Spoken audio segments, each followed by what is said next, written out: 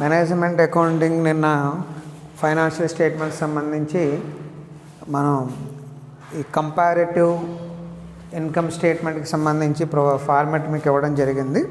ఈవేళ దానికి సంబంధించి మనం సమ్స్ చేద్దామండి. రాసుకోండి, లెక్క రాసుకోండి. From the following profit and loss account of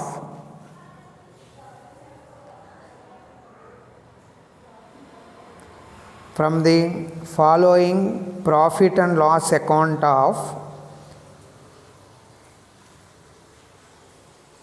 X for the year 2013 and 2014. 2013 and 2014. You are required to prepare comparative income statement. ఈ క్రింది లాభ నష్టాల ఖాతా ఎక్స్కి సంబంధించింది. ఎక్స్కి సంబంధించిన 2013 మరియు 2014 సంవత్సరానికి వర్తక 2013 మరియు 2014 సంవత్సరానికి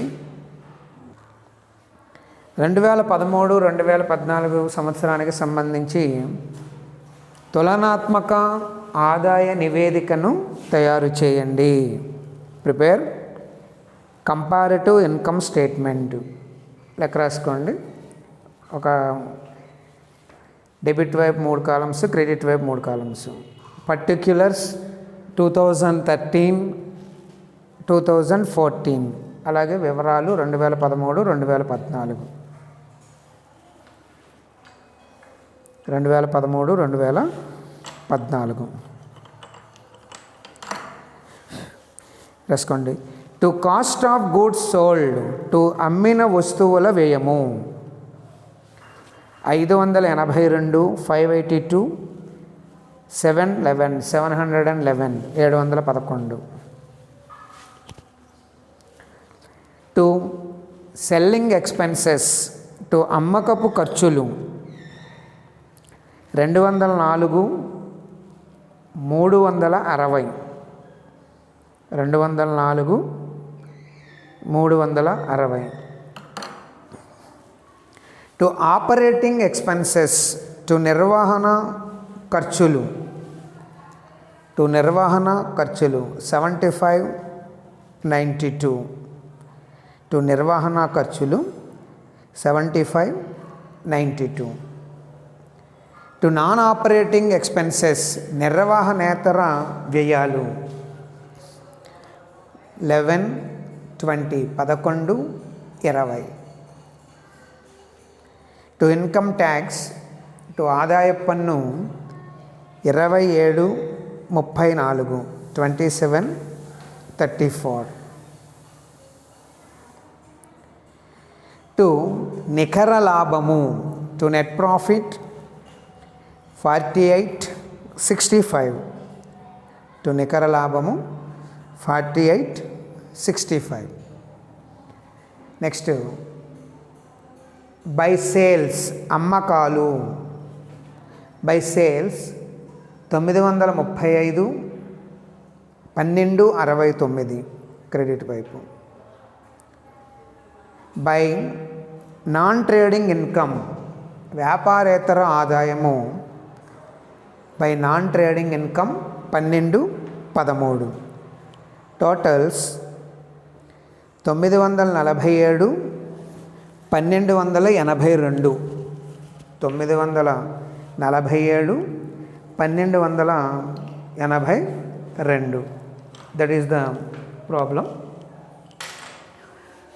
మనకి కంపారిటివ్ ఇన్కమ్ స్టేట్మెంట్ ప్రిపేర్ చేయడానికి తప్పనిసరిగా 2 కాలాలు ఇన్ఫర్మేషన్ లెక్కలో ఇస్తాడు.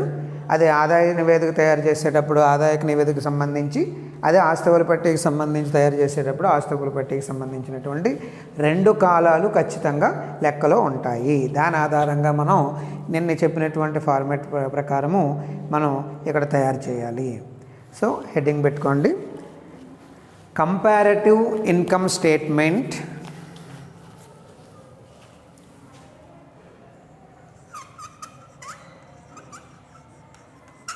comparative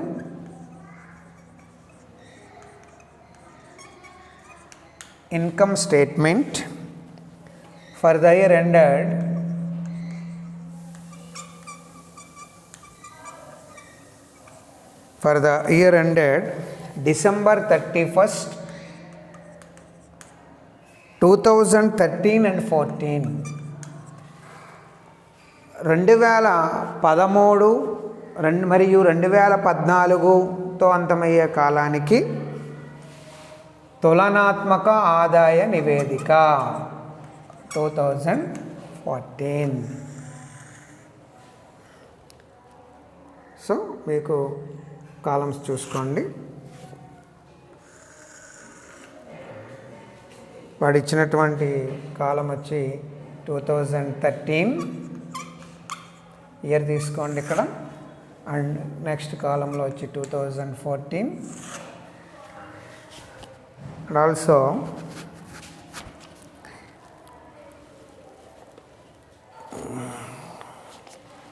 increase and decrease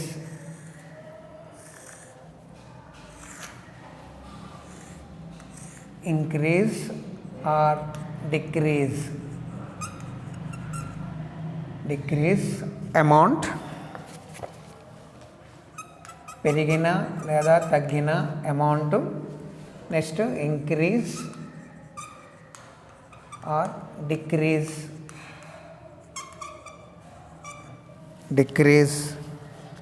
percentage,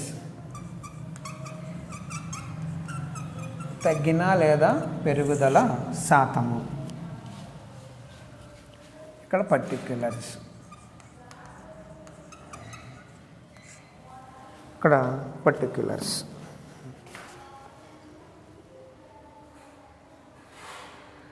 వివరాలు 2013, 2014 వాడు 2 years కాలమ్స్ ఇస్తాడు కాబట్టి 2 కాలాలు. ఇది గత సంవత్సరము, ఇది ప్రస్తుత సంవత్సరము. అలాగే పెరిగిన లేదా తగ్గిన మొత్తము కంపారిజన్ చేసినప్పుడు, అలాగే పెరిగిన లేదా తగ్గినటువంటి మొత్తాల యొక్క శాతము. సో మొట్టమొదటిగా మనం తీసుకోవాల్సినటువంటి ఐటము, నిన్న ఫార్మాట్ కూడా మీరు పక్కన దగ్గర పెట్టుకుని చూడండి ఒకసారి.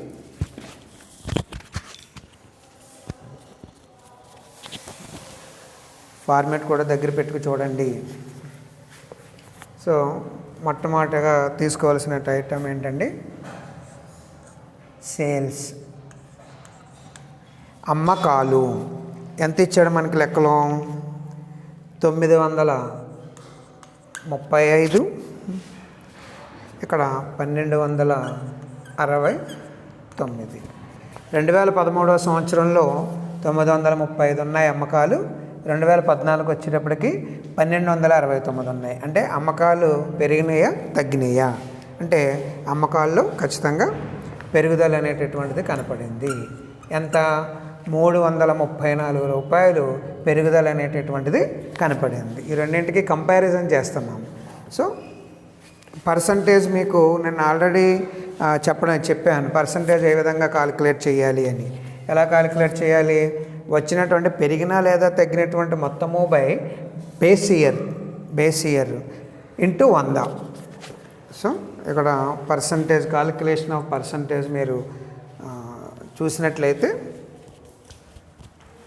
పర్సంటేజ్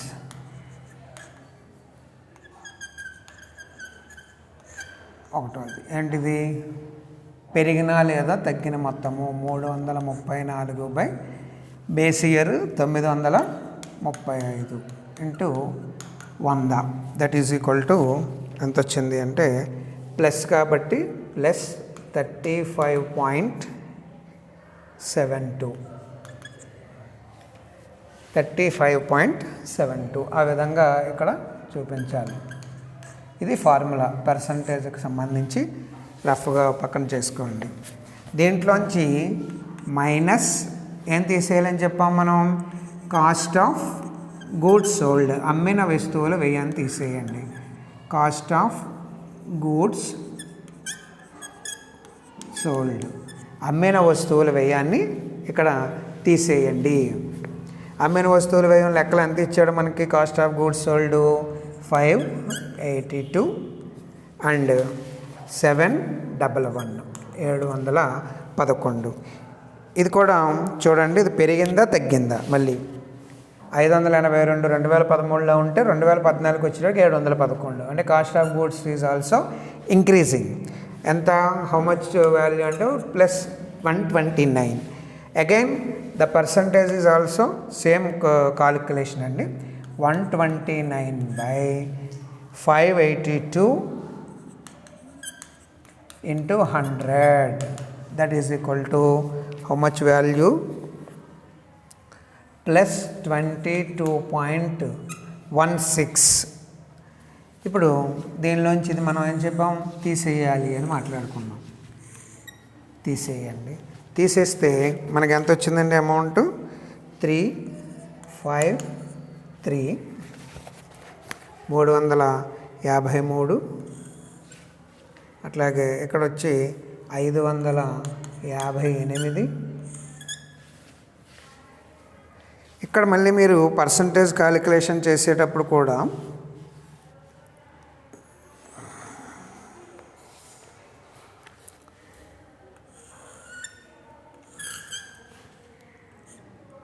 ఇది కూడా మళ్ళీ మనకు పెరగడింది.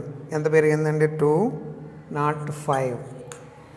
ఈ 205ని మళ్ళీ మనం కాలిక్యులేషన్ పర్సంటేజ్లో మళ్ళీ మామూలే, మూడోది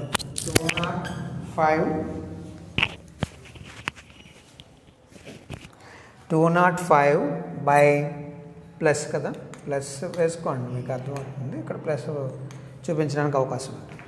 205/353 into 100, that is equal to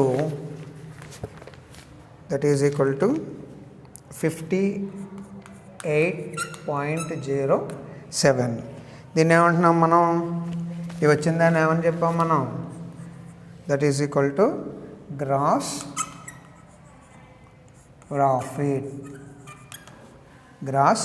profit. Next ఈ గ్రాస్ ప్రాఫిట్ అనేటటువంటి దాన్ని బ్రాకెట్లో ఏ కింద పెట్టుకోండి. Next operating expenses.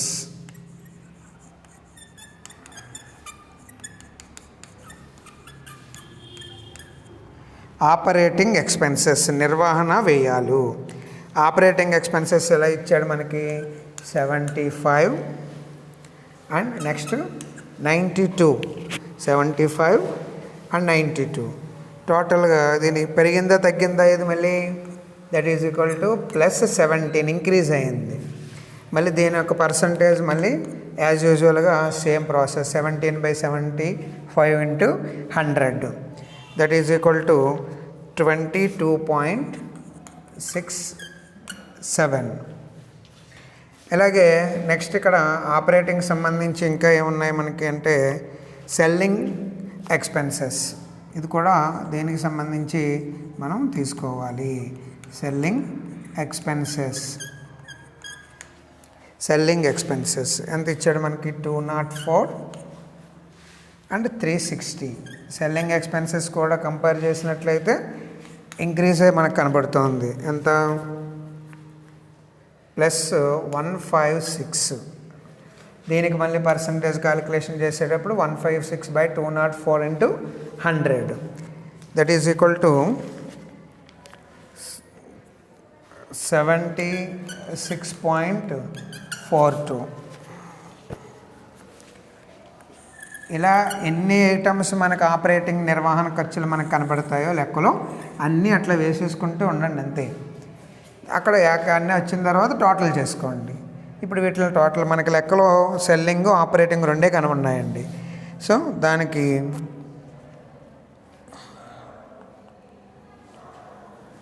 ఎన్ని టోటల్ చేయండి. 279, 452,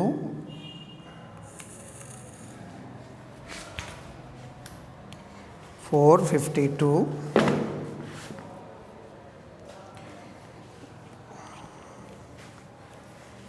మళ్ళీ ఇది కూడా మనకి పెరిగింది. ఎంత పెరిగింది? ప్లస్ డిఫరెన్స్ చూడండి, 173. మళ్ళీ పర్సంటేజ్ క్యాలిక్యులేట్ చేయడమే, ప్లస్ 62.01. దీని ఎదురుకుండా టోటల్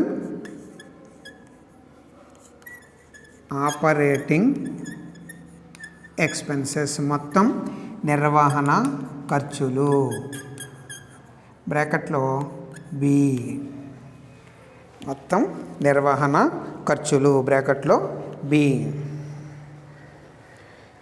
నెక్స్ట్ ఆపరేటింగ్ ప్రాఫిట్. ఈ ఆపరేటింగ్ ప్రాఫిట్ అనేటటువంటిది ఎలా వస్తుంది మనకి అంటే గ్రాస్ ప్రాఫిట్లోంచి ఈ ఆపరేటింగ్ ఎక్స్పెన్సెస్ అంటే ఏ మైనస్ బిని తీసేస్తే మనకి ఆపరేటింగ్ ప్రాఫిట్గా చెప్తామన్నమాట. ఆపరేటింగ్ ప్రాఫిట్ బ్రాకెట్లో ఏ మైనస్ బి. అంటే ఈ 353లోంచి ఆపరేటింగ్ ప్రాఫిట్ వచ్చి 353లోంచి 279 తీసేస్తే మనకు వచ్చినటువంటి వాల్యూ వచ్చి 74 and 106. 74 and 106. ఈ మళ్ళీ ఈ రెండింటి యొక్క డిఫరెన్స్ చూస్తే మనకి పెరిగిందండి, ప్లస్ 32. మళ్ళీ calculation of percentage, increasing percentage, 32/74 into 100, that is equal to 43 plus 43.24. That is operating profit. ఈ ఆపరేటింగ్ ప్రాఫిట్కి మనం చేయవలసినటువంటిది ఏమిటి అంటే యాడ్ నాన్ ఆపరేటింగ్ ఇన్కమ్. వ్యాపారేతర లేదా నిర్వహణేతర ఆదాయాల్ని ఈ నిర్వహణ లాభానికి కలపాలి. ఏం ఇచ్చాడు లెక్కలో మనకు చూడండి, క్రెడిట్ వైపు ఉంటాయి 12, 13 అంటే ప్లస్ ఇంక్రీజు 1. మళ్ళీ 1/12 into 100 అంటే ఎంత వచ్చింది 8.33. 8.33. దీన్ని మళ్ళీ టోటల్ చేసి ఇది 86, నెక్స్ట్ 119, మళ్ళీ 86, 119. మళ్ళీ ఇక్కడ మనకి పెరుగుదల అనేటటువంటిది కనపడింది. ప్లస్ ఎంత పెరుగుదల కనపడింది మనకి అంటే ప్లస్ 33. మళ్ళీ దీనికి పర్సంటేజ్ కాలిక్యులేషన్ చేయండి. దీనికి పర్సంటేజ్ వచ్చి 38.37. ఓకే, 38.37. నెక్స్ట్ దీన్ని కొంచెం పైన చేస్తున్నాను.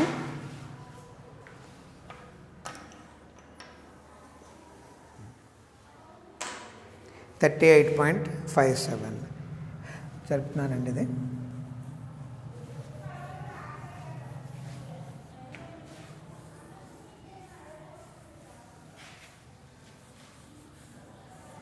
దాని కంటిన్యూషన్.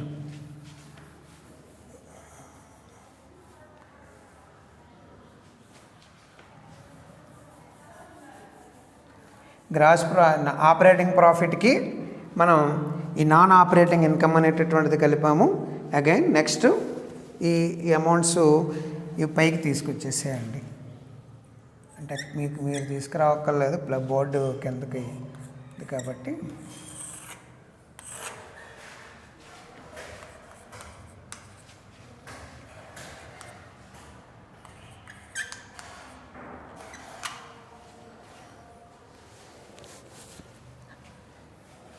ఓకే. నెక్స్ట్ దీనికి లెస్ నాన్ ఆపరేటింగ్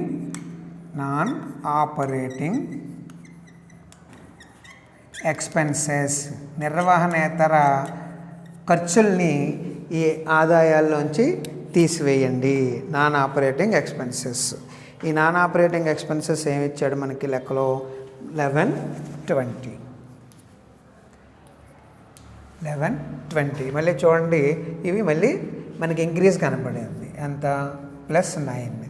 మళ్ళీ దీనికి పర్సంటేజ్ 9/11 × 100 ఎంత వచ్చింది మనకి? +81.32. 81.82 తీసేయండి. 81.82.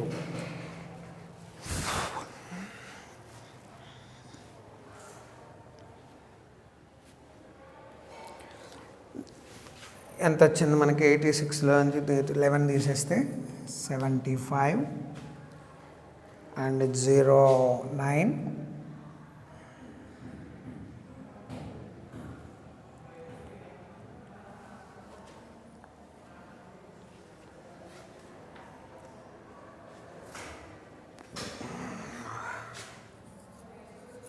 $99. ఇక్కడ కూడా మళ్ళీ పెరిగింది. +24. మళ్ళీ పర్సంటేజ్ క్యాలిక్యులేషన్ చూస్తే +32. 2 zeros. 32. ఓకే. నెక్స్ట్ దీన్ని ఏమంటున్నాం మనం? ప్రాఫిట్ బిఫోర్ ట్యాక్స్గా చెప్తారు. దీని నుంచి మళ్ళీ లెస్ ట్యాక్స్. ఎంత ఇచ్చాడు మనకి ట్యాక్స్? ఎంత చూడండి, ఇన్కమ్ ట్యాక్స్ ఎంత ఇచ్చాడు మనకి? 27. నెక్స్ట్ 34. 27, 34 plus increase 7. మళ్ళీ దీని క్యాలిక్యులేషన్ పర్సంటేజ్ మామూలే. 7/27 × 100 that is equal to 25.92.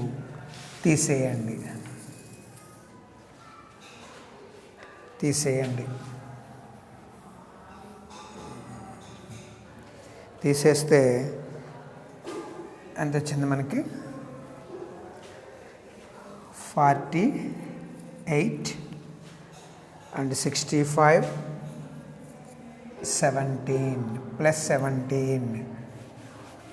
17 percentage వచ్చి +35.42. దీన్ని ఏమంటున్నాం మనం? Profit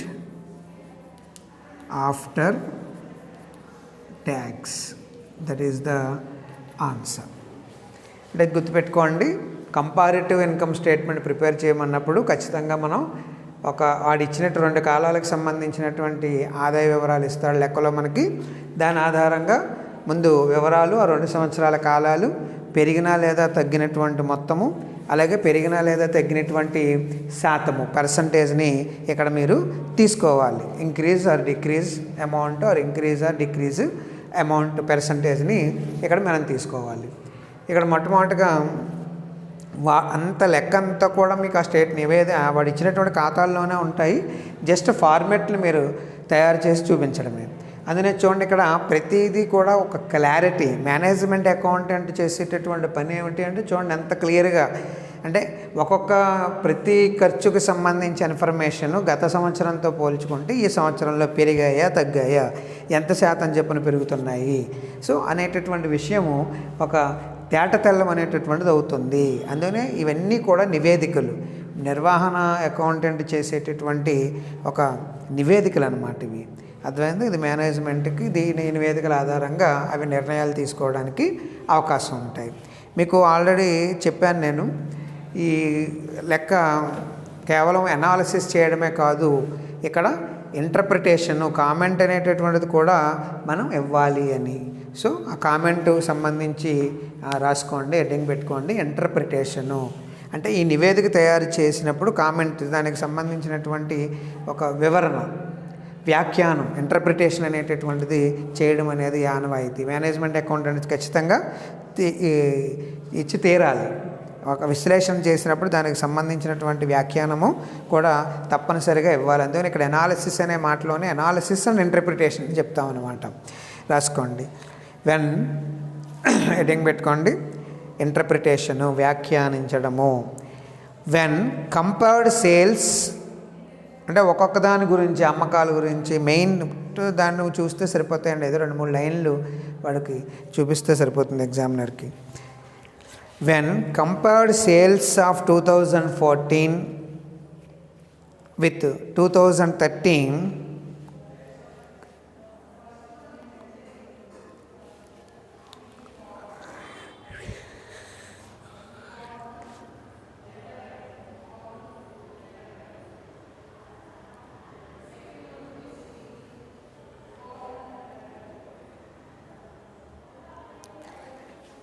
with 2013 there is an increase of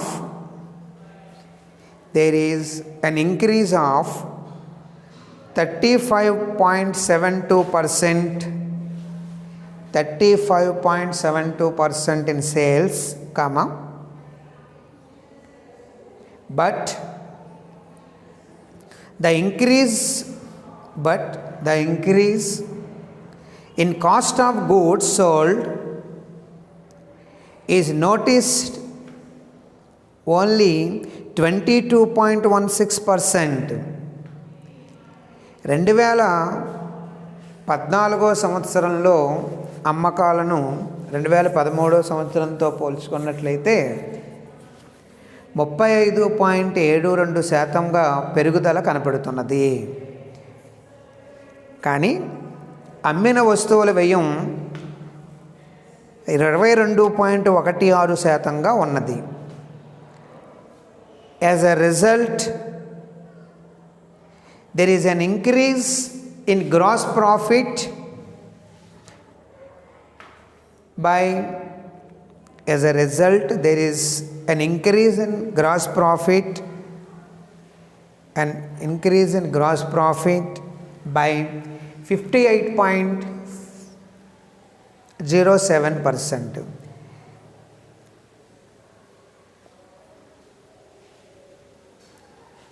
స్థూల లాభము చూసినట్లయితే 58.07గా పెరిగింది. అలాగే as the operating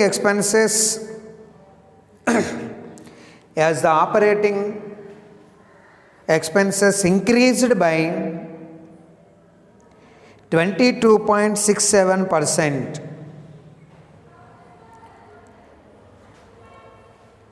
the operating profit has gone down to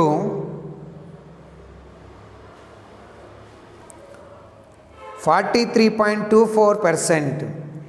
నిర్వహణ ఖర్చుల్ని చూసినట్లయితే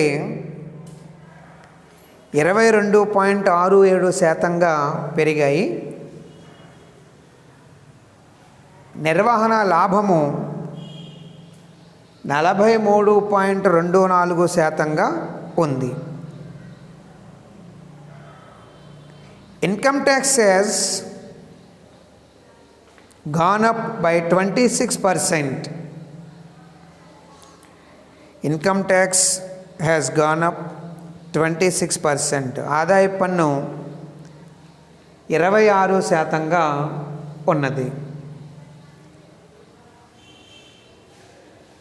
As a whole, the profitability of the business is quite satisfactory. మొత్తంగా వ్యాపార సంస్థ యొక్క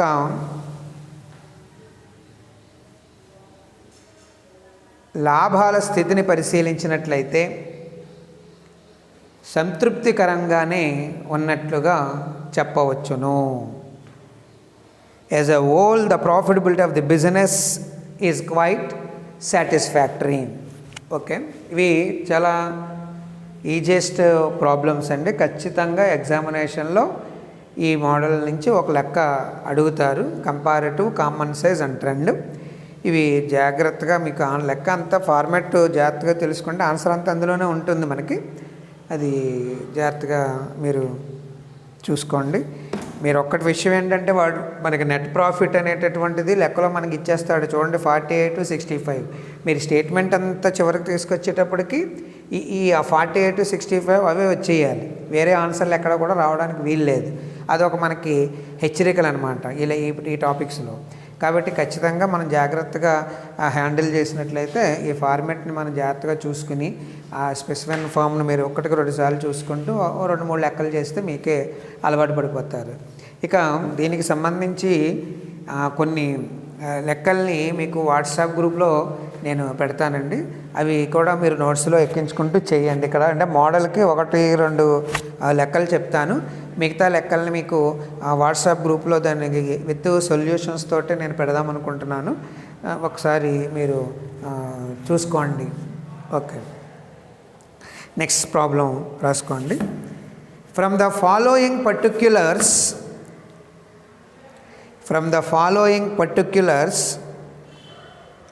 ప్రిపేర్ కంపారిటివ్ ఇన్కమ్ స్టేట్మెంట్. ఈ క్రింది వివరాల ఆధారంగా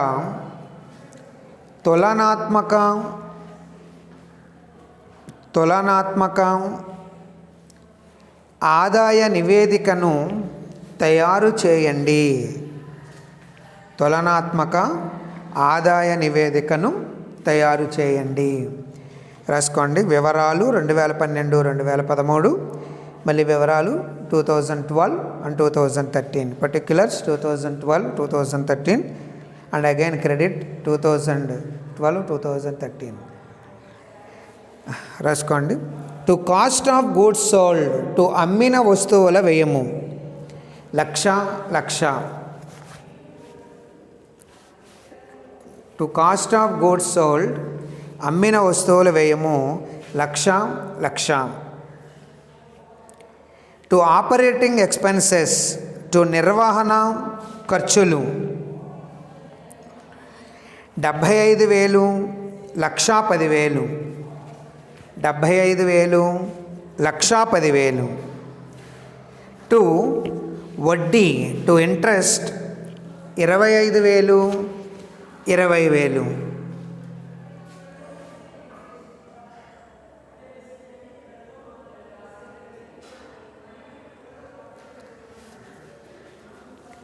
నెక్స్ట్ టు పన్ను 25,000, 30,000. టు పన్ను 25,000, 30,000. టు నికర లాభము 25,000, 40,000. టు నికర లాభము 25,000, 40,000.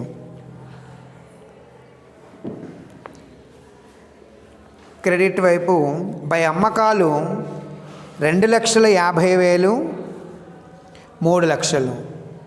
2,50,000, 3,00,000. ఓకే.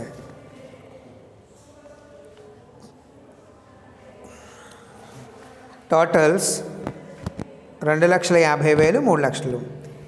ఇది వాడు మనకి ఇచ్చినటువంటి సమ్ము. చూడండి, చాలా చిన్న లెక్క, ఎగ్జామినేషన్ పేపర్లో అడిగినటువంటిది. సేమ్ ప్రొఫార్మా ఇదేనండి.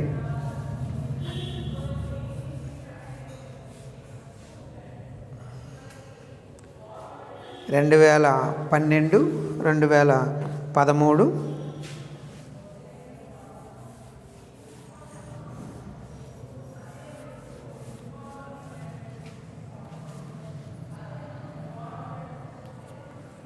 2012, 2013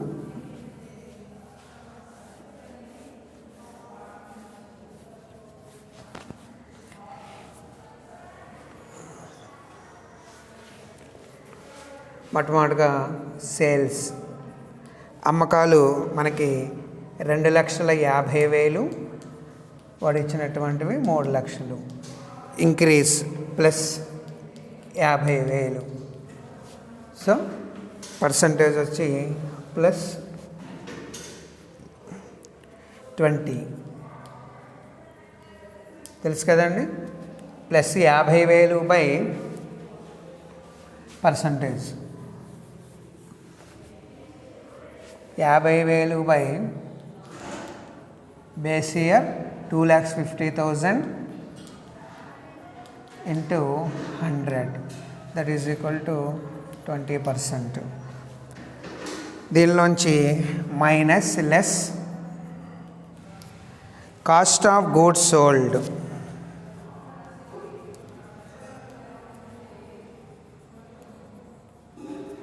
కాస్ట్ ఆఫ్ గూడ్స్ సోల్డ్ ఎంత ఇచ్చాడు మనకి 1 lakh. దాంట్లోంచి ఇది కూడా సేమ్ ఈక్వల్ అండి. ఇక్కడ మనకి పెరగలేదు తగ్గలేదు కాబట్టి పర్సంటేజ్ కూడా ఇక్కడ ఇంక్రీజింగ్ లేదు డిక్రీజింగ్ లేదు కాబట్టి డాష్లు పెట్టేసేయండి. పర్సంటేజ్ దీని మీద మనం కాలిక్యులేషన్ చేసుకుంటాం, ఏమీ లేవు కాబట్టి డాష్. ఇవి వచ్చినటువంటి దాన్ని మనం స్థూల లాభంగా చెప్తాము. తీసేయండి, తీసేస్తే మనకి 1,50,000,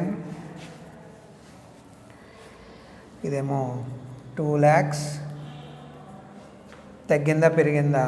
ప్లస్ 50,000 ప్లస్ 33.33%. దీన్ని మనం గ్రాస్ ప్రాఫిట్గా చెప్తాము. దీన్ని ఏమన్నా ఇందాక మనం గ్రాస్ ప్రాఫిట్. ఓకే, ఇక్కడ మనకి ఆపరేటింగ్ ఎక్స్పెన్సెస్ అని చెప్పి సెపరేట్గా ఏమీ ఇవ్వలేదండి లెక్కలో. ఒకే ఒక ఆపరేటింగ్ ఎక్స్పెన్సెస్ ఉంది కాబట్టి దీన్ని మనం సెపరేట్గా తీసేసుకోండి. Minus less operating expenses. Operating expenses ఎంత ఇచ్చాడు మనకి? 75,000. సో ఇంకా ఇక్కడ గీత కొట్టవలసినటువంటి అవసరం లేదు, ఎందుకంటే సెపరేట్గా ఏమైనా 4-5 రకాల ఖర్చులు ఇచ్చినప్పుడు మనం దాన్ని సెపరేట్గా చేసుకుని గ్రాస్ ప్రాఫిట్ని బ్రాకెట్లో మనం ఏ అనుకుంటూ ఈ ఎక్స్పెన్సెస్ అన్నింటినీ కూడా కలుపుకొని అదొక బీ కింద ఏ మైనస్ బీ కింద తీసుకుంటూ చేస్తూ ఉంటాము. ఇక్కడ ఒకే ఐటమ్ ఇచ్చాడు కాబట్టి మనం ఇంకక్కడ అందులోంచే డైరెక్ట్గా తీసేయచ్చు గ్రాస్ ప్రాఫిట్లోంచి నేరుగా. 75,000 అండ్ ఎంత ఇచ్చాడు నెక్స్ట్? 1,10,000. ఇది కూడా చూడండి, ఆపరేటింగ్ ఎక్స్పెన్సెస్ కంపారిజన్ చేసినట్లయితే ఇంక్రీజ్ అనేటటువంటిది మనకు కనబడుతోంది. అంత 35,000 ఇంక్రీజ్ వచ్చింది. పర్సంటేజ్ 35,000 బై 75,000 ఇంటూ 100 ప్లస్ 46.67గా మనం పర్సంటేజ్ చూపించవచ్చు. నెక్స్ట్ ఇప్పుడు దీంట్లోంచి తీసేయండి. తీసేస్తే మనకి 75,000, 90,000 ప్లస్ 15,000 ప్లస్ పర్సంటేజ్ వచ్చి 20%. దీన్ని మనం ప్రాఫిట్ బిఫోర్ ట్యాక్స్